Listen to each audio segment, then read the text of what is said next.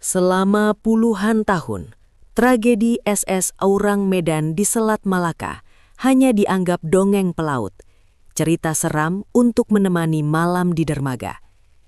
Tapi ketika arsip-arsip pasca Perang Dunia Kedua mulai dibuka satu persatu, gambaran yang muncul jauh lebih kompleks dari hantu manapun yang pernah kita bayangkan. Mulailah dari satu fakta yang sulit dibantah. Berdasarkan catatan Lloyd's Register of Ships, otoritas asuransi maritim tertua dan paling kredibel di dunia, nama SS Aurang Medan secara hukum tidak pernah tercatat. Seolah kapal baja ribuan ton beserta seluruh awaknya tidak pernah berlayar, tidak pernah tenggelam, dan tidak pernah mati. Dan ini bukan kelalaian administratif biasa, karena ada yang mencatatnya. Pada Februari 1948, sinyal Morse darurat diterima secara bersamaan oleh beberapa kapal di Selat Malaka. Pesannya singkat dan semakin tidak masuk akal. Semua petugas mati, mekanik mati, aku mati. Lalu sunyi total. Koordinatnya jelas, sinyalnya nyata. Tapi kapalnya, menurut catatan resmi, tidak pernah ada. Ketika kru Silver Star akhirnya menemukan kapal itu, yang mereka hadapi bukan kerusakan mekanis biasa. Menurut laporan saksi mata yang dikompilasi peneliti maritim Roy Bainton, suasana di atas dek digambarkan sebagai membeku dalam waktu.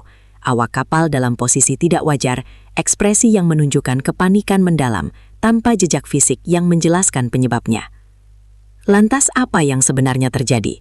Peneliti maritim Roy Bainton dalam bukunya The Riddle of the Aurang Medan memaparkan sebuah hipotesis yang belum terkonfirmasi secara resmi, namun didukung sejumlah indikasi historis.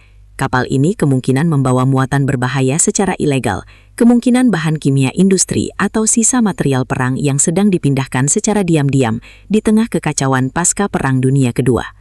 Hipotesis kebocoran bahan kimia berbahaya dari palka yang tidak tersegel ini menjelaskan anomali forensik yang dilaporkan, kematian mendadak tanpa luka fisik yang jelas, dan yang semakin memperdalam tanda tanya, sesaat setelah Silver Star mulai mengikat tali derek, Aurang Medan meledak dan tenggelam dalam hitungan menit.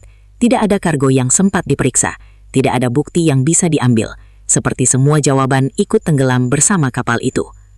Dan ini adalah konteks yang perlu kita pahami sebagai bangsa maritim. Di era pasca perang yang penuh ketidakpastian, ketika Indonesia baru saja memproklamasikan kemerdekaannya dan tatanan dunia sedang dibangun ulang, perairan Selat Malaka adalah salah satu jalur paling strategis dan paling rentan di planet ini. Kondisi yang dialami hampir semua negara baru merdeka di era itu, kedaulatan laut yang secara de facto belum sepenuhnya bisa ditegakkan. SS Aurang Medan mungkin tidak akan pernah terkonfirmasi sepenuhnya. Apakah ia tragedi kecelakaan, operasi yang gagal, atau sesuatu di antaranya? Tapi pertanyaan yang ditinggalkannya tetap relevan.